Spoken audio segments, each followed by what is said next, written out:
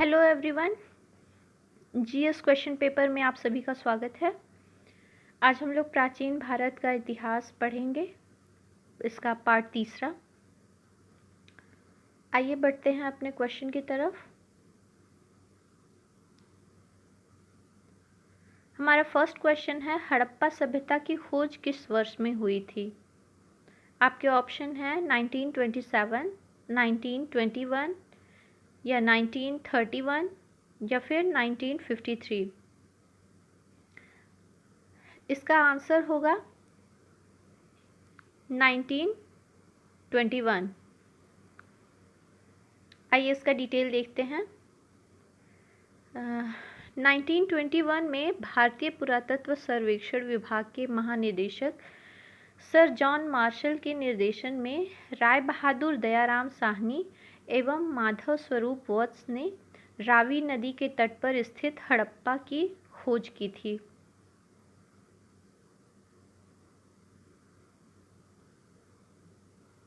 आइए next question पे बढ़ते हैं।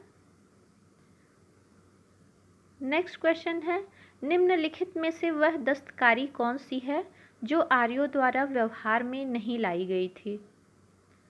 पहला है मृद भांड या पॉटरी, दूसरा है आभूषण का निर्माण, तीसरा है बढ़ईगिरी या काष्ठकारिता, चौथा है लुहार या लुहारगिरी। इसका सही ऑप्शन आपको बताना है।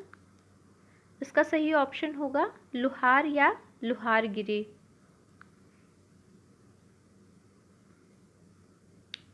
लुहारगिरी संभवतः उनके धातु कर्म की जानकारी अधिक नहीं थी, इसी वजह से ये ऑप्शन आपका नहीं रहेगा, आर्यों द्वारा व्यवहार में लाई जाने वाली दस्तकारी। जबकि वो मृद भांड बहुत ही अच्छे बनाते थे, बहुत ही चिकने और काले रंग के। आभूषण का निर्माण का भी ज्ञान था और काष्ठकारिता का भी। नेक्स्ट क्वेश्चन की तरफ बढ़ते हैं।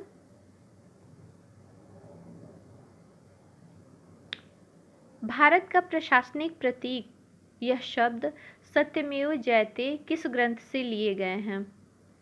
आपको बताने हैं उपनिषद से, सामवेद से, पुराणों से या ऋग्वेद से।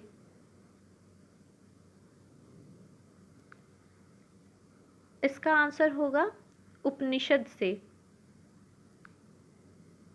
भारत का जो यह सत्यमेव जयते शब्द है वह मुंडकोपनिषद से लिया गया है, इसलिए इसका सही ऑप्शन होगा उपनिषद से।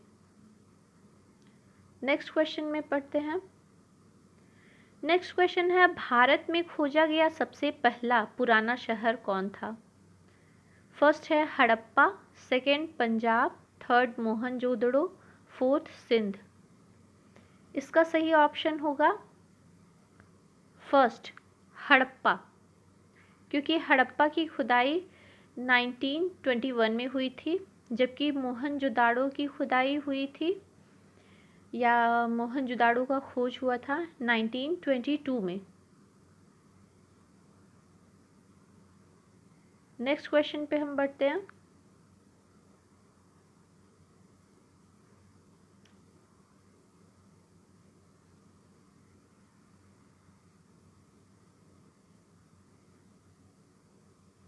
नेक्स्ट क्वेश्चन है कि ईंटों की कृत्रिम गोदी या डॉकयार्ड जिसे बोलते हैं वाला एकमात्र सिंधु स्थल कौन सा था? आंसर है लोथल, कालीबंगा, हड़प्पा या बनवाली।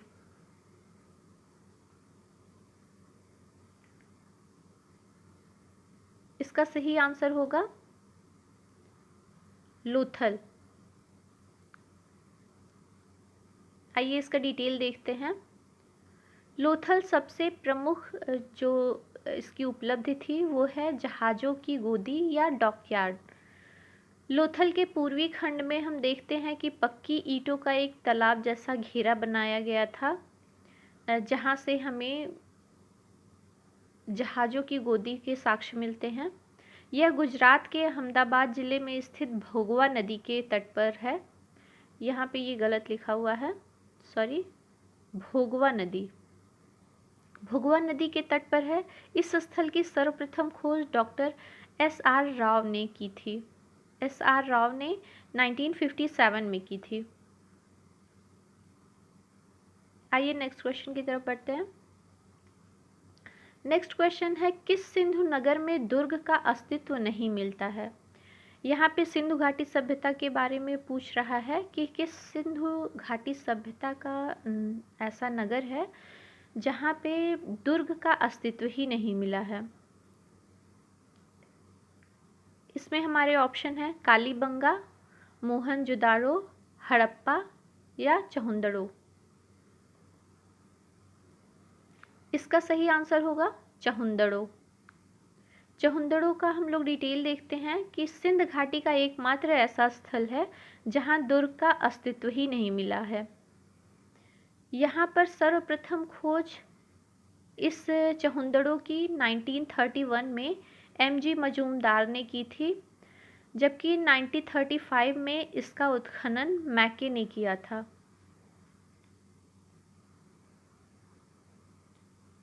नेक्स्ट क्वेश्चन की तरफ बढ़ते हैं। नेक्स्ट क्वेश्चन पूछा गया है, सत्यमेव जयते शब्द किस उपनिषद से लिए गए हैं?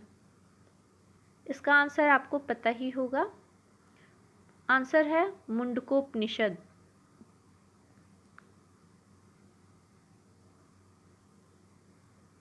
यहाँ पे इसका डिटेल दिया गया है कि सत्यमेव जयते शब्द मुंडकोपनिषद से लिया गया है। हम देखते हैं कि उपनिषदों की कुल संख्या 108 मानी गई है, किंतु प्रमाणित उपनिषद 12 ही हैं। नेक्स्ट क्वेश्चन है, हड़प्पा स्थलों की खुदाई में निम्नलिखित में से क्या नहीं मिला है? आपके ऑप्शन हैं, फर्स्ट धान्यागार, सेकेंड दुर्ग और नालियाँ, थर्ड कुएं, फोर्थ शिखर सहित मंदिर। इसका सही आंसर होगा शिखर सहित मंदिर। हड़प्पा स्थलों में हम देखते हैं कि हमें धान्यागार, जहाँ पर अनाजों को एकत्र करके रखा जाता था, सुव्यवस्थित दुर्ग और नालियों की भी प्राप्ति हुई है, कुएं भी मिले हैं, जबकि शिखर सहित मंदिर का वहाँ अभाव पाया जाता है। नेक्स्ट क्वेश्चन है, वेदों को माना जाता है स्मृति, श्रुति, ज्ञान और शिक्षा। इसमें से सही आंसर होगा आपका श्रुति।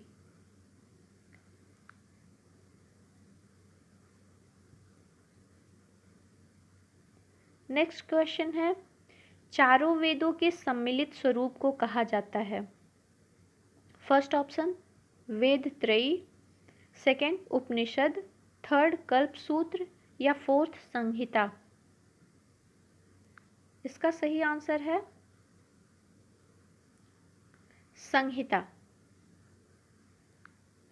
चारों वेदों के सम्मिलित स्वरूप को संहिता कहते हैं, जबकि वेद त्रयी में आपका ऋग्वेद, यजुर्वेद और सामवेद आता है।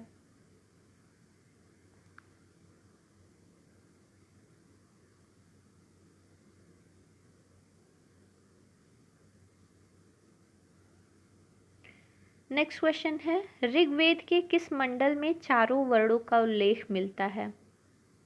ऑप्शन है प्रथम मंडल में, सेकेंड ऑप्शन है 9वें मंडल में, थर्ड ऑप्शन है 10वें मंडल में, फोर्थ ऑप्शन है इनमें से कोई नहीं। आपको यहाँ पे बताना है कि ऋग्वेद के किस मंडल में चारों वर्णों का, जिसमें ब्राह्मण, क्षत्रिय, वैश्य और शूद्र हैं, इसका उल्लेख मिलता है। इसका सही आंसर होगा आपका 10वें मंडल में।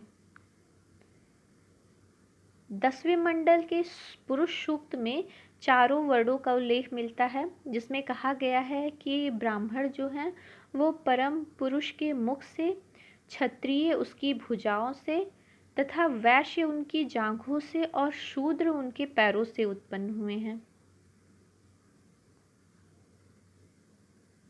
नेक्स्ट क्वेश्चन की तरफ बढ़ते हैं।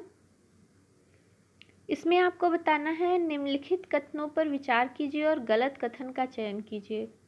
सो आपको गलत जो आंसर रहेगा उससे सेलेक्ट करना है। फर्स्ट ऑप्शन है सिंधु सभ्यता की मुख्य फसल थी गेहूं और जौ। सेकेंड ऑप्शन है सैंधववासी मिठास के लिए शहद का प्रयोग करते थे। और थर्ड ऑप्शन है कि सिंधु सभ्यता की समृद्धि का प्रमुख कारण उसका विदेशी व्यापार था। या फोर्थ है कि सैंधवकालीन मोहरें सर्वाधिक मोहनजोदाड़ो से मिली हैं। इसमें से कौन सा ऑप्शन गलत है? आपके ऑप्शन है केवल ए सही है, सेकंड है बी और डी गलत है, थर्ड है बी, सी और डी गलत हैं, या इनमें से कोई नहीं। एक बार फिर से देख लीजिए। फर्स्ट है सिंधु सभ्यता की मुख्य फसल गेहूं और जौ थी, जो कि बिल्कुल सही है। सेकेंड ऑप्शन है कि मिठास के लिए शहद का प्रयोग करते हैं, तो जैसा कि आपको पता है कि खुदाई में हमें शहद भी प्राप्त हुए हैं, तो इसलिए हम कह सकते हैं कि ये लोग मिठास के लिए शहद का प्रयोग करते थे। और थर्ड देखते हैं, सिंधु सभ्यता की समृद्धि का प्रमुख कारण उसका विदेशी व्यापार था। यह भी ऑप्शन सही है आपका। सिंधु घाटी सभ्यता में हम देखते हैं कि ये लोग सिर्फ भारत में नहीं बल्कि विदेशों से भी व्यापार करते थे।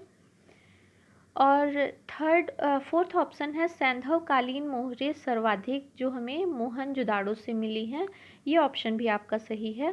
तो यहाँ आपका ऑप्शन हो जाएगा कि इनमें से कोई नहीं, इनमें से कोई भी ऑप्शन गलत नहीं है, सारे के सारे सही हैं। आज के क्वेश्चन यही समाप्त होते हैं। अगर जो आपको मेरा वीडियो अच्छा लगा हो तो please like share and subscribe. Thank you. Bye bye.